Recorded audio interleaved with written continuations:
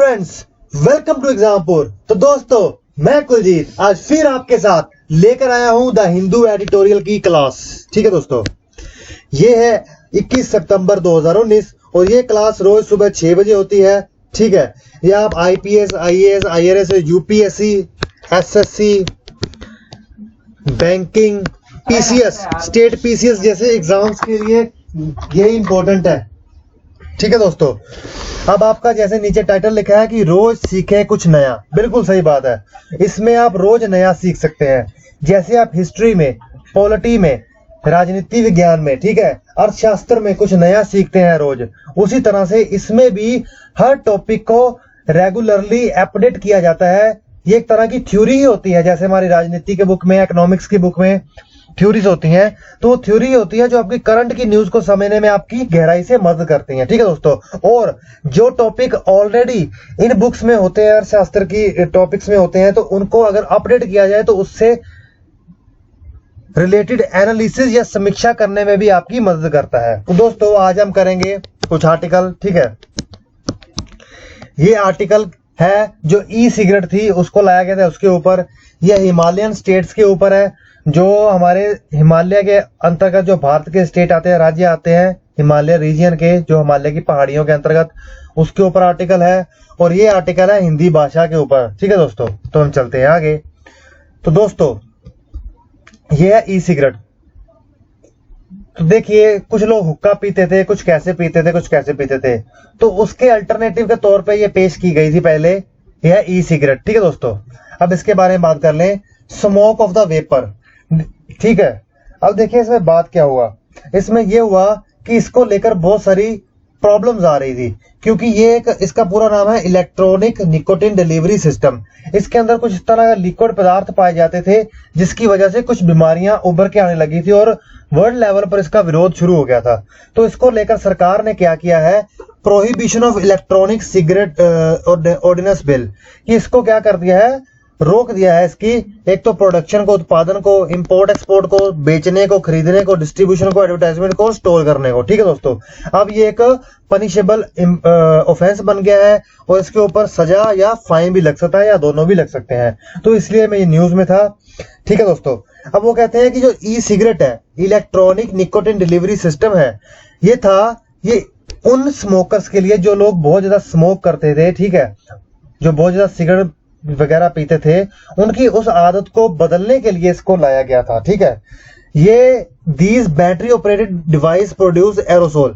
वो कहते हैं कि जो ये बैटरी से चलने वाले डिवाइस होते हैं ना, ये एरोसोल पैदा करते हैं बाय हीटिंग अ सोल्यूशन, जो उसके अंदर एक केमिकल सा होता है, सोल्यूशन होता है, उसको हीट करने के बाद। ठीक है, अमंग अदर थिंग्स, वो कहते हैं कि nicotine as an addictive substance that may function as a tumour promoter and aid neuro degeneration. उसके बाद वो बात करते हैं कि सम अदर कंपाउंड्स, जो ऐसे दूसरे कंपाउंड होते हैं एरोसोल में, वो टॉक्सिक, सब जो टॉक्सिक होते हैं, जहरीले होते हैं। ठीक है दोस्तों, हैव नोन एज डेलिटेरियस इफेक्ट्स, बहुत बुरे इफेक्ट पाए गए हैं, बहुत हार्मफुल इफेक्ट पाए गए इसके भी। ठीक है दोस्तों, वो कहते हैं 7 deaths have been recorded in the US, the largest consumer of e cigarette. जो सबसे बड़ा ई सिगरेट का कंज्यूमर, उसमें 7 डेथ हुई है। न्यूयॉर्क ने रिसेंटली इसको बैन कर दिया है, ई सिगरेट को, इस सिगरेट को। उसके बाद वो कहते हैं कि इसके ऊपर भी ample evidence on the harm of nicotine addiction आया है। वो कहते हैं reason that is only approved under the drugs and cosmetic act for only nicotine gums and patches. तो उसके बाद वो कहते हैं कि जो WHO का फ्रेमवर्क है, WHO framework convention on tobacco control, ये कहता है कि these devices can only be believed to succeed if smokers have moved to an alternative nicotine source।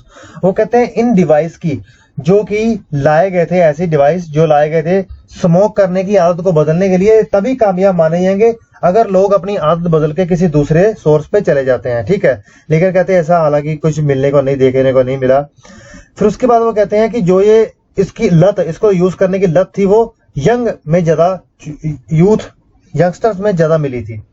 फिर उसके बाद कहते हैं कि e cigarettes are unlikely to be harmless, long term use is expected to increase risk of. वो कहते हैं अगर आप इसका लंबा यूज करते हो, किसके अनुसार, FCTC ने ये रिकॉर्ड किया है कि एक तो क्रोनिक ऑब्जर्टिव प्लमोनरी डिजीज हो सकती है, लंग कैंसर हो सकता है, पॉसिबली कार्डियोवैस्कुलर मतलब दिल की बीमारियां हो सकती हैं। वो कहते हैं urgency to act on this front is also justified by the number of users as per figures submitted to the parliament earlier this year। Parliament को जो फिगर्स दी गई हैं, e cigarette accessories valued at, जो e cigarette की accessories है वो value करती हैं 1,91,780 के करीब, जो कि इंपोर्ट की गई इंडिया में, ठीक है, 2016 से 2019 के बीच में। वो कहते हैं कि government already on the right path must go all ensure that ban is implemented earnestly, कि जो ये बैन लगाया गया है गवर्नमेंट अपना सही काम कर रही है, उसको अच्छे तरीके से इंप्लीमेंट किया जाए, इसी का ध्यान देने की जरूरत है। तो दोस्तों ये हमारा आर्टिकल ई सिगरेट पे था। इस पर उन्होंने बस कुल मिला के यही बात की कि ई सिगरेट आई थी, उनके क्या कारण थे, क्या क्या बीमारियां हो सकती है, पहले किसने बैन किया और किस अंतर्गत, जैसे कि मैंने बताया framework convention on tobacco control के अंतर्गत इसको रिकॉर्ड किया गया कि क्या क्या प्रॉब्लम्स आई थी, उसको ठीक किया गया। अब आते हैं हम अपने नेक्स्ट आर्टिकल पर। जैसा कि मैंने बताया कि ये नेक्स्ट आर्टिकल किस पे है, जो हिमालय है, जो हिमालय की चोटियां हैं उसके ऊपर जो हमारे कुछ राज्य हैं जैसे जम्मू कश्मीर, हिमाचल प्रदेश, उत्तराखंड या नॉर्थ ईस्ट के कुछ राज्य हैं, ये उनसे संबंधित है। देखिए एक मीटिंग हुई, 11 हिमालय स्टेट ने भाग लिया, हमारे फाइनेंस मिनिस्टर ने भाग लिया, हमारे नीति आयोग के हेड ने भाग लिया, हमारे फाइनेंस सेक्रेटरी कमीशन ने भाग लिया जिनका नाम था NK सिंह। इन सबसे मिलकर उन्होंने कहा कि देखिए जो देश का डेवलपमेंट हुआ है कहीं ना कहीं उसकी हमें कीमत चुकानी पड़ी है। वो कहते हैं कि अब हमें उसका क्या मिलना चाहिए, बोनस मिलना चाहिए, ग्रीन बोनस मिलना चाहिए, ठीक है। वो डिमांड कर रहे हैं ग्रीन बोनस की। वो कहते हैं कि जो डेवलपमेंट हुई है जिसमें जंगल, forest, river, other environment goals, उसमें कहीं ना कहीं हमने बहुत बड़ी कंट्रीब्यूशन की है, तो हमारा हक बनता है कि हमें ये मिले।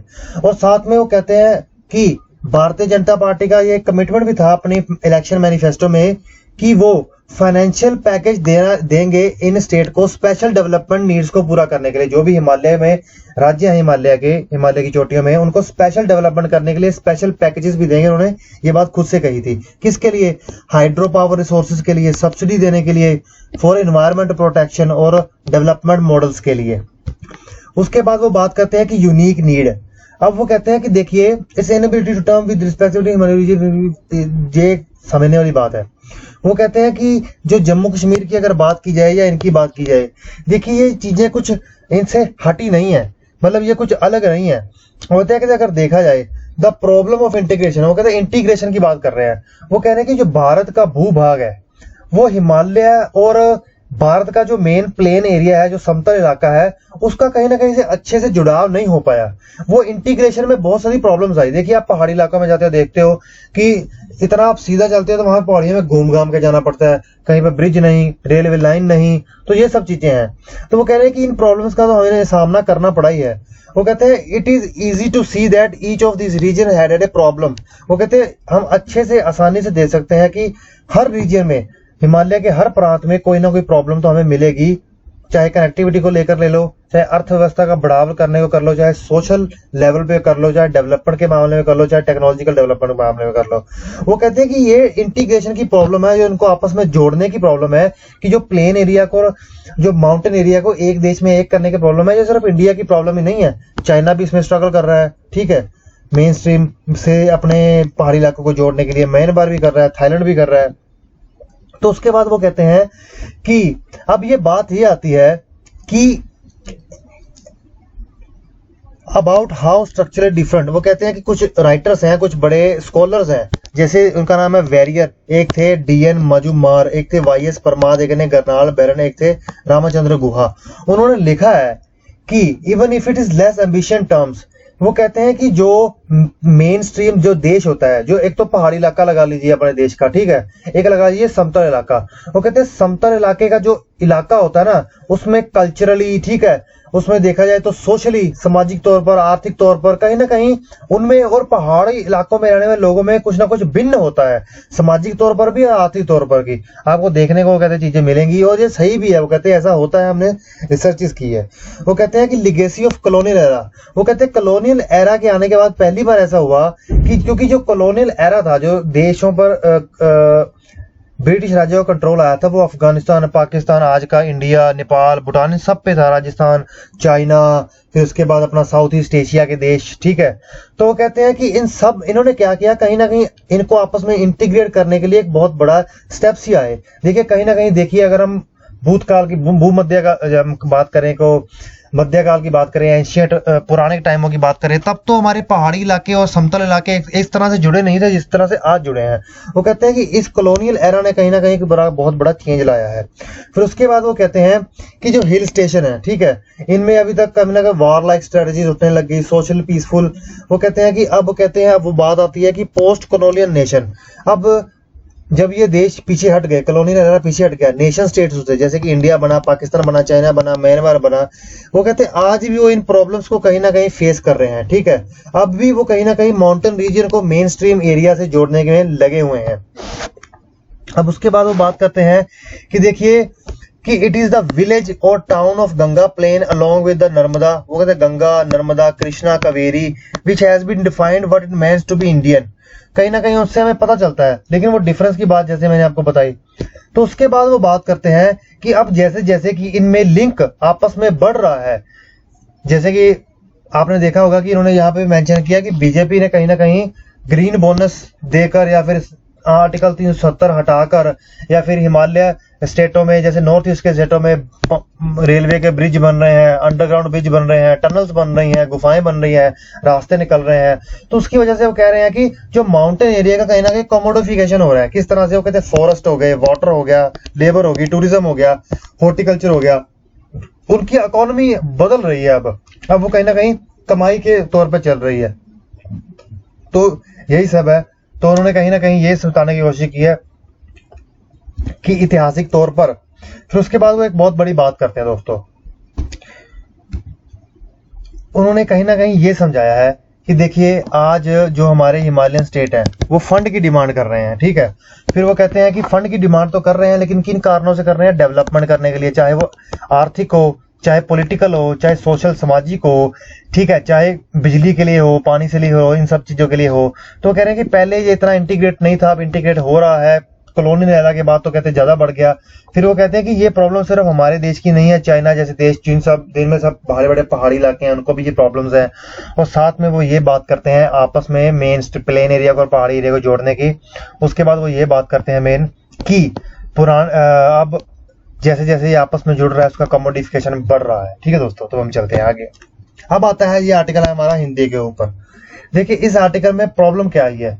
वो कह रहे हैं कि जो बात अमित शाह ने हिंदी को लेकर बोली और जो इंसेंटिव्स हमें हिंदी को देखने को मिल रहे हैं, वो कहते हैं कहीं ना कहीं आपस में अनुरूप नहीं है, मैच नहीं कर रहे हैं, ठीक है। तो ये बात कहां से शुरू होती है? उन्होंने कहा कि अमित शाह कहते हैं कि देश को एक करने का एक तरीका है कि एक देश में एक भाषा हो बड़े स्तर पर, वो इसको देखकर चल रहे हैं। लेकिन वो कहते हैं कि इंसेंटिव कंपैटिबिलिटी, मतलब उनके अनुसार वो कह रहे हैं कि attempt to impose Hindi on entire. वो कहते हैं कांग्रेस ने 1965 में कोशिश की थी कि हिंदी भाषा को पूरे देश में लागू कर दिया जाए। तो क्या हुआ? मद्रास स्टेट में वो कहते हैं सेल्फ इमोलेशन, लोगों ने अपने आप को लिटरली जलाना शुरू किया। तो ये सब चीजें उनको देखने को मिली, ठीक है। फिर उसके बाद वो कहते हैं कि ये चीजें तो हुई। फिर वो कहते हैं क्रॉस मेजोरिटेरियन। क्रॉस मेजोरिटेरियन में क्या है बताता हूं आपको, मैं हल्का सा बता देता हूं। अगर कोई बड़े स्तर पर मेजोरिटी में कोई एक व्यक्ति या कोई एक ग्रुप, कोई एक तरह की भाषा या एक तरह का कल्चर हो, अगर उसको दूसरे पर इंपोज किया जाए तो उसको कहते हैं क्रॉस मेजोरिटेरियन, ठीक है। तो यहाँ पे वो बात करते हैं कि people of the south in India hold strongly the idea that, वो कहते हैं साउथ के लोग ये मानते हैं कि हमारी जो लैंग्वेज है वो द्रविडियन लैंग्वेज है। देखिए द्रविडियन लैंग्वेज, देखिए हमारा भारत है, ठीक है, बहुत बड़ा है। ये हमारा नॉर्थ है, ये हमारा साउथ है।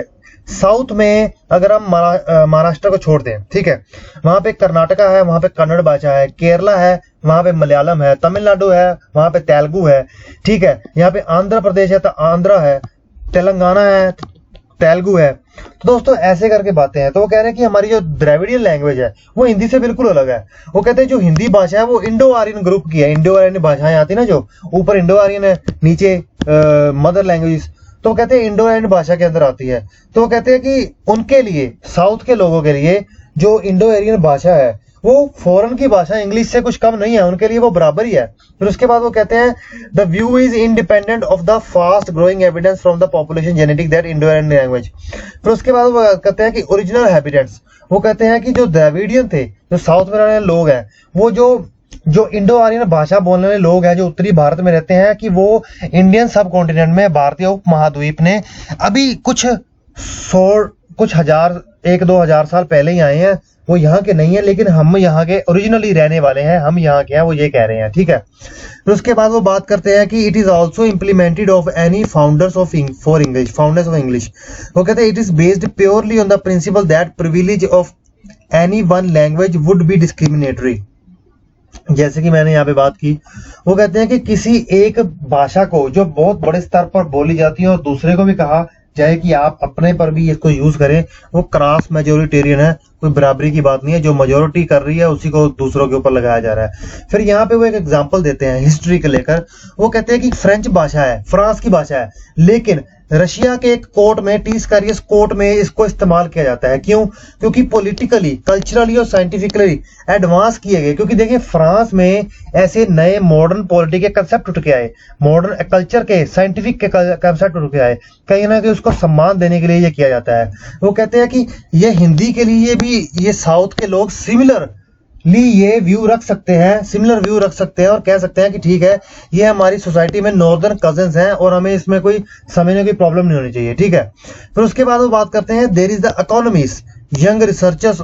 वो कहते हैं कि यहाँ पे आईआईटी, जो हमारे देश के आईआईटी है, इंडियन इंस्टीट्यूट्स ऑफ टेक्नोलॉजी बड़े सारे हैं, उनके कुछ यंग रिसर्चर्स ने क्या किया, उन्होंने एक मशीन लर्निंग का टेक्निक लगाई। उन्होंने ये पता किया कि कुछ इस तरह की स्किल्स है जिससे हम कुछ तरह की वेजेस, तनख्वाह पा सकते हैं। वो ये टेस्ट हुआ 5 लार्ज स्लम ऑफ बेंगलुरु में हुआ, तो वहां से उनको ये पता चला 100 ऑफ स्किल्स।